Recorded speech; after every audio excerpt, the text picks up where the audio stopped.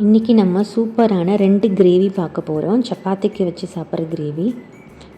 First வெள்ளை கொண்டக்கடலை வச்சு கிரேவி பார்த்துடலாம். கொண்டக்கடலையை தண்ணி ஊற்றி நைட்டு ஃபுல்லாக ஊற வச்சுருங்க. காலையில் எடுத்து அதை 4 விசில் விட்டு எடுத்துக்கோங்க. கொண்டக்கடலை இந்த மாதிரி நல்லா ஸ்மாஷ் ஆகிற மாதிரி வெந்திருக்கணும். அடுத்ததாக ஒரு கடாய் எடுத்துக்கோங்க. அதில் 1 டேபிள் ஸ்பூன் எண்ணெய் ஊற்றிட்டு 1/2 டீஸ்பூன் ஜீரகம் சேர்த்துக்கோங்க.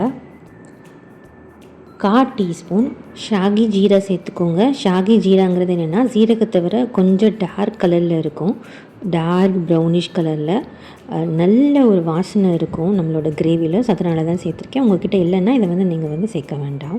அது கூடவே 2 பெரிய வெங்காயம் சேர்த்துக்கோங்க. 4லேருந்து 5 பல் பூண்டு, 2 சின்ன துண்டு இஞ்சி. இது எல்லாத்தையும் நல்லா வதக்கிக்கோங்க. வெங்காயம் லைட்டாக வதங்கினா போதும். இது கூடவே நம்ம தக்காளி சேர்த்துக்கலாம். தக்காளி நல்லா 2 பெரிய தக்காளி சேர்த்துக்கோங்க. பெரிய தக்காளியாக இல்லை சின்ன தக்காளி இருக்குன்னா 3 தக்காளி சேர்த்துக்கோங்க. சேர்த்துட்டு அதையும் இது கூடவே சேர்த்து நல்லா வதக்கிடுங்க. தக்காளி லைட்டாக வதங்கினதும் இதுக்கு தேவையான அளவு உப்பு சேர்த்துக்கோங்க. கடைசியில் நம்ம உப்பு தேவைன்னா சேர்த்துக்கலாம். 3-4 மிளகா சேர்த்துக்கோங்க. காஞ்ச மிளகா.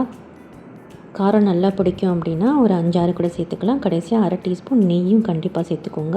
ஸோ நெய் சேர்த்து வதக்கும் போது நல்லா ஸ்மாஷ் ஆகி வரும். நல்லா ஸ்மாஷ் ஆகி இந்த அளவு வதங்கினதுக்கப்புறமா ஒரு 8லேருந்து 10 கேஷ்யூ நட்ஸும் சேர்த்துக்கோங்க. இந்த மாதிரி நல்லா வதங்கி வரணும். வேணுன்னா ஒரு மூடி போட்டு மூடி கூட நீங்கள் குக் பண்ணிங்கன்னா டக்குன்னு இந்த மாதிரி வதங்கி வரும். ஸோ இந்த அளவு வதங்கி வந்ததுக்கப்புறமா நம்ம ஸ்டவ் ஆஃப் பண்ணிவிட்டு நல்லா ஆற விட்டுட்டு அதுக்கப்புறமா ஒரு மிக்ஸி ஜாருக்கு மாற்றிட்டு அரைங்க. நல்லா ஆற விட்டுட்டு அதுக்கப்புறமா அரைங்க. ஸோ இந்த அளவு நல்லா நைஸாக அரைச்சிக்கோங்க.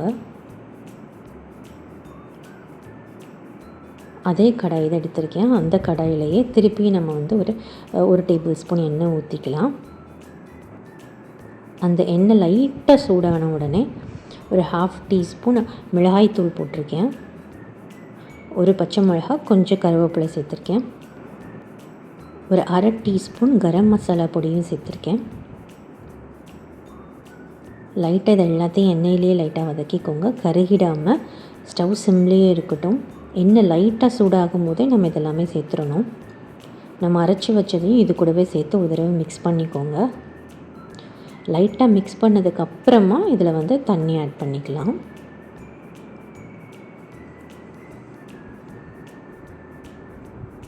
ஸோ தண்ணி ஆட் பண்ணிவிட்டு உங்களுக்கு எவ்வளோ தேவையோ அவ்வளோ தண்ணி ஆட் பண்ணிக்கலாம். ஸோ கிரேவி ரொம்பவே திக்காக தான் வேணும் அப்படின்னா கொஞ்சமாக தண்ணி ஆட் பண்ணால் போதும். கிரேவி கொஞ்சம் லைட்டாக சூடாகி கொதிக்க ஆரம்பிக்கும் போது நம்ம குக்கரில் அவிச்சு வச்சுருக்கோம்ல கொண்டக்கடலை, ஸோ அந்த தண்ணியை ட்ரெயின் பண்ணிவிட்டு சேர்த்துக்கோங்க. தண்ணியோடு சேர்க்க வேண்டாம். ஒரு மூடி போட்டு மூடி ஒரு 10 நிமிஷம் நல்லா கொதிக்க விட்டுருங்க. சிம்லேயே வச்சுக்கோங்க. அப்பப்போ மூடியை ஓப்பன் பண்ணிவிட்டு எடுத்து கிண்டி விடுங்க. ஸோ இப்போ பாருங்கள், கொஞ்சம் லைட்டாக நல்லா கொதித்து கொஞ்சம் வத்தி இருக்குது. இந்த நேரத்தில் கஸ்தூரி மேத்தி சேர்த்துக்கோங்க. கஸ்தூரி மேத்தி எப்படி சேர்க்கணும் அப்படின்னா கொஞ்சம் கையில் க்ரஷ் பண்ணி சேர்த்துக்கோங்க. அது உங்களுக்கு ரொம்ப பதத்து போயிடுச்சு, க்ரஷ் ஆகலை அப்படின்னா லைட்டாக வெறுமனை அந்த வானலியில் லைட்டாக வறுத்திங்கன்னா ஈஸியாக க்ரஷ் பண்ண வரும். ஸோ க்ரஷ் பண்ணிவிட்டு சேர்த்துக்கோங்க. நான் கொஞ்சம் கொத்தமல்லியும் கூட சேர்த்துருக்கேன். இப்போ மூடி வச்சுட்டு திருப்பியும் ஒரு 5 மினிட்ஸ் அப்படியே சிம்லேயே இருக்கட்டும். இப்போ நீங்கள் டேஸ்ட் பார்த்துட்டு இதில் ஒரு வேளை உப்பு இல்லை, கம்மியாக இருக்குன்னா உப்பு சேர்த்துக்கலாம். கடைசியாக ஒரு 1/2 டீஸ்பூன் சுகர் கொஞ்சம் சேர்த்துக்கோங்க. இந்தளவு நல்லா எண்ணெய்லாம் பிரிஞ்சு வந்திருக்கு பாருங்கள், மேலே இந்த மாதிரி டார்க் கலரில்.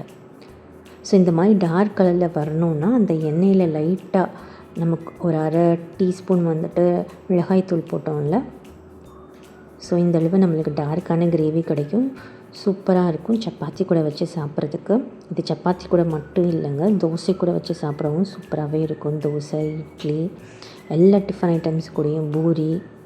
ஸோ கண்டிப்பாக இதை ட்ரை பண்ணி பாருங்கள், ரொம்பவே டேஸ்டியாக இருக்கும். கடைசியில் அந்த டார்க் கலர் வர வரைக்கும் சிம்மில் வச்சு நல்லா குக் பண்ணிடுங்க. ஸோ அடுத்ததாக நம்ம உருளைக்கிழங்கு கிரேவி எப்படி பண்ணுறதுன்னு பார்க்கலாம் சப்பாத்திக்கு. உருளைக்கிழங்கு கிரேவி பண்ணுறதுக்கு 3 உருளைக்கிழங்கு எடுத்திருக்கேன். ஒரு வெங்காயம், ஒரு தக்காளி, ஒரு அரை கப் அளவு பட்டாணியும் எடுத்திருக்கேன். ஒரு குக்கர் எடுத்துக்கோங்க. அதில் 2 டேபிள் ஸ்பூன் எண்ணெய் சேர்த்துக்கோங்க. எண்ணெய் சூடானதும் அதில் அரை டீஸ்பூன் ஜீரகம் சேர்த்துக்கோங்க. இதுலேயும் வாசத்துக்காண்டி அந்த ஷாகி ஜீரா சேர்த்துருக்கேன். பொடியாக நறுக்கின ஒரு வெங்காயம் மட்டும் சேர்த்து நல்லா வதக்கிக்கிறேன். வெங்காயம் நல்லா வதங்கணும். நல்லா வதங்கினதுக்கப்புறமா 1 டீஸ்பூன் இஞ்சி பூண்டு பேஸ்ட்டு சேர்த்துக்கோங்க. அடுத்ததாக ஒரு தக்காளியை நல்லா பொடிசாக கட் பண்ணி சேர்த்துக்கோங்க. 1 டேபிள் ஸ்பூன் மிளகாய்த்தூள் சேர்த்துக்கோங்க. அரை டீஸ்பூன் மஞ்சள் பொடியும் சேர்த்துருக்கேன். ஒரு பச்சை மிளகாய் சேர்த்துக்கோங்க. கொஞ்சமாக கருவேப்பிலை சேர்த்துக்கோங்க. அரை டீஸ்பூன் கரம் மசாலாவும் சேர்த்துக்கோங்க. 1 டீஸ்பூன் மல்லித்தூளும் சேர்த்துக்கோங்க. எல்லா தூள்களுமே நம்ம சேர்த்துருக்க எல்லா மசாலா பொருட்களுமே அந்த எண்ணெயில் நல்லா வதங்கி வரணும். வெங்காயம் தக்காளி கூட அது ரொம்பவே இம்பார்ட்டண்ட். நல்லா வதங்கினதுக்கு அப்புறமா நம்ம கட் பண்ணி வச்சுருக்கிற உருளைக்கிழங்கு பட்டாணியும் சேர்த்துக்கோங்க. அதுக்கப்புறமா தேவையான அளவு உப்பு சேர்த்துக்கோங்க. எண்ணெயிலேயே இந்த எல்லா பொருட்களும் நல்லா வதக்கணும். நல்லா வதங்கினதுக்கப்புறமா தேவையான அளவு தண்ணி சேர்த்துக்கோங்க. நான் 2 டம்ளர் அளவு நல்லா சூடான தண்ணி சேர்த்துருக்கேன். தண்ணி சேர்த்துட்டு நல்லா கொதி வந்த உடனே மூடி போட்டு மூடி ஒரு 4 விசில் வச்சுக்கோங்க. ஏன்னா உருளைக்கிழங்கு வந்துட்டு லைட்டாக ஸ்மாஷ் ஆகணும். அப்போ தான் சப்பாத்திக்கு வச்சு சாப்பிட்றதுக்கு சூப்பராக இருக்கும். 4 விசிலுக்கு அப்புறமா அந்த விசில் எல்லாமே அடங்கினதுக்கப்புறமா ஓப்பன் பண்ணி பார்த்துட்டு லைட்டாக வந்துட்டு கிண்டி விடணும். திருப்பியும் ஸ்டவ் ஆன் பண்ணிவிட்டு 1-2 உருளைக்கிழங்கு வந்து கரண்டி வச்சு கொஞ்சம் நல்லா ஸ்மாஷ் பண்ணி விடலாம். ஸோ உங்களுக்கு கிரேவி கன்சிஸ்டன்சி நல்லா திக்காக வேணும் அப்படின்னா மிச்சம் இருக்கிற கொஞ்சம் தண்ணியுமே கொஞ்சம் நீங்கள் வற்ற வச்சிடலாம். இல்லை கொஞ்சமே வந்துட்டு லிக்விடாக தான் வேணும்னா நீங்கள் கொஞ்சம் ஒரு 2 கொதி வந்த உடனே ஸ்டவ் ஆஃப் பண்ணிடலாம். ஸோ இந்த அளவு நல்லா சூப்பராக உருளைக்கிழங்கு ஸ்மாஷ் ஆகி வந்திருக்கும். ஸோ இது ரொம்பவே சிம்பிளாக ஒரே ஒரு குக்கர்லேயே செஞ்சு முடிச்சிடலாம். ரொம்பவே சூப்பராக இருக்கும் சப்பாத்தி கூட வச்சு சாப்பிட்றதுக்கு. ட்ரை பண்ணி பார்த்துட்டு எப்படி இருக்குதுன்னு சொல்லுங்கள். 2 கிரேவியுமே வந்துட்டு சப்பாத்தி கூட சூப்பராகவே இருக்கும்.